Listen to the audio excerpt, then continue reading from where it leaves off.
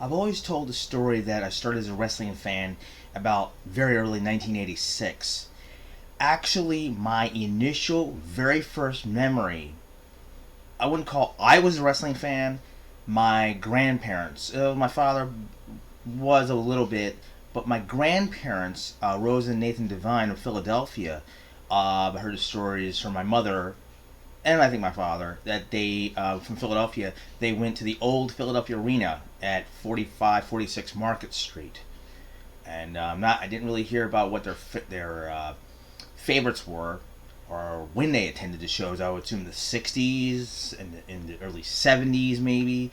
Um, Beside that part, we were in Norristown, and it was along the last 1 or 2 years of my grandmother Rose was alive, 1978, 1979. She passed in January of 79.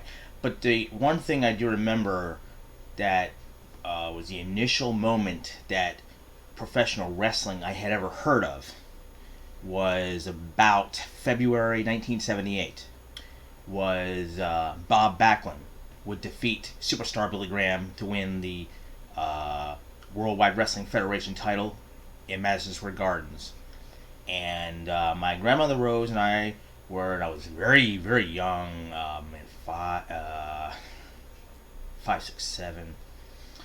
We got there. We were in Norristown. We moved to Norristown about October 1976, and cable television was installed in the apartments we lived in. And besides Prism, I believe the Madison Square Garden network. It's possible.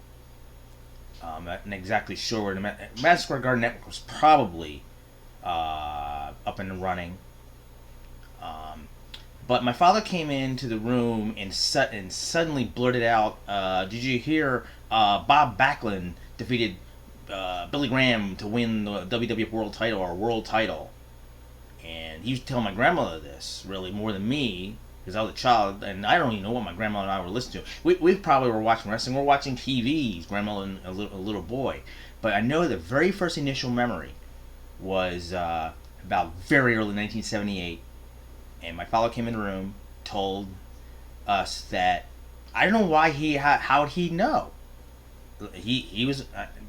if he was watching wrestling, I don't how, the news is not about to report it. There's no internet, no cable. I think we had it. I'm not sure if we had it in multiple rooms or just a living room. But I remember my father telling my grandmother Rose and I, got October 1976, 1978 is 2 years later. I was born in 71. About 6, 7 years old, I guess I was. But the initial memory was my father blurting out that, telling my grandmother Rose he had been a wrestling fan, being in Philadelphia, and her and her husband Nathan, my grandfather, my mother's parents, had gone to the Philadelphia Arena, apparently many times, I guess, to old Worldwide Wrestling Federation shows. Told my grandmother Rose that Bob Backlund defeated Superstar Billy Graham, and assuming it was on the MSG network, but I never saw it, not until the VHS tapes came out into the mid '80s. But that's the very first initial memory. Then came as a teenager, and I'm going to use the word surfing channels. Turning the turn knob, UHF channels, and came across WPHL Channel 17 in Philadelphia, NWA Worldwide Wrestling, Saturday afternoon about 2 o'clock. And the initial I'm not exactly sure if I had turned onto the channel when the episode started, but I've always told the story many times. It was the infamous interview with Tully Blanchard, his Valley Baby Dolls personal, his the Perfect 10, and James J. Dillon, and Tully Blanchard's complaining about his matches with Dusty, whatever, and then he turns to the Baby Doll. "Where have you been?" Baby Doll explains she was given tickets to Acapulco by J.J. Dillon as a present from Tully. Tully denies it. J.J. Dillon denies it, and he gets man upset. And JJ is saying to her, "Now you better come up with a better excuse that I didn't give you tickets. Where have you been? You took off on your own."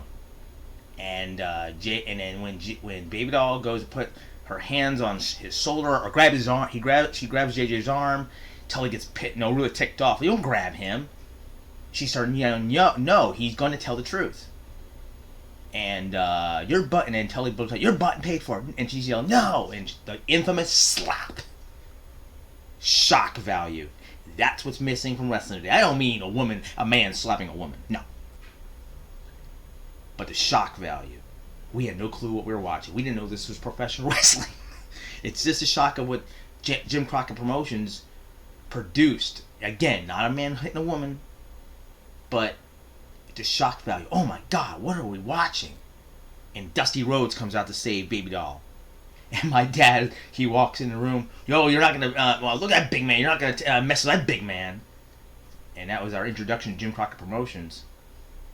Wow, that caught my attention for life. And not just that. I've told Baby Doll on Facebook, Nicola Roberts, it was her face turn, where Dusty Rhodes saves her. And I love when Baby Doll turned face, really. Her tag teaming with the Rock'em Express with Dusty Rhodes against all the Horsemen. She proved she could fight. Later, much years later in the 90s, she was like a China. No, she was only fighting Jim Cornette. And when they released the VHS tape of the Great American Bash 1986, and Ric Flair was promoting that video, and they get up to about where Baby Doll teams up with Magnum Team and Dusty Rhodes against the Midnight Express and Jim Cornette. And Ric Flair says, and Baby Doll finally gets her hands on that wimp, Jim Cornette. Baby Doll was like a Jim Crockett version of China. China wouldn't come out to the 1990s. And I had so much respect for China. She could fight. And Baby Doll, she was from Texas. Look like she could fight.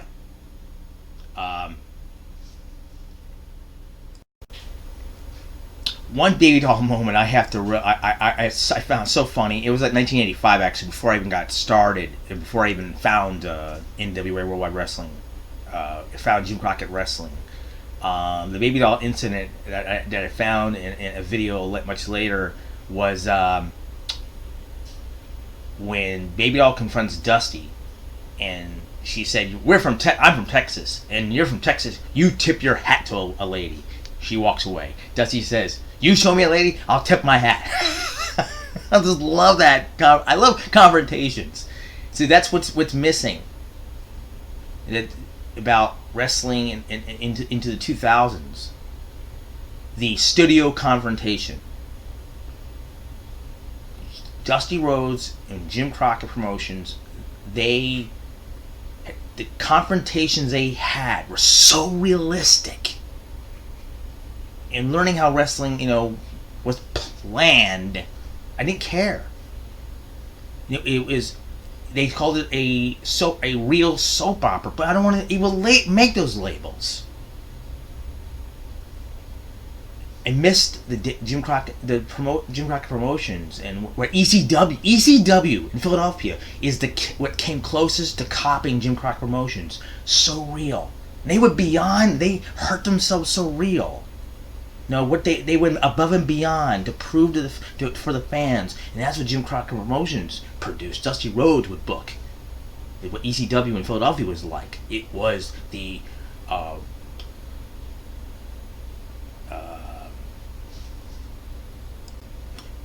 reincarnation of Jim Crockett. ECW was the reincarnation of Jim Crockett Promotions. But I wanted to show my initial how I started as a wrestling fan. It was way back in about 1978.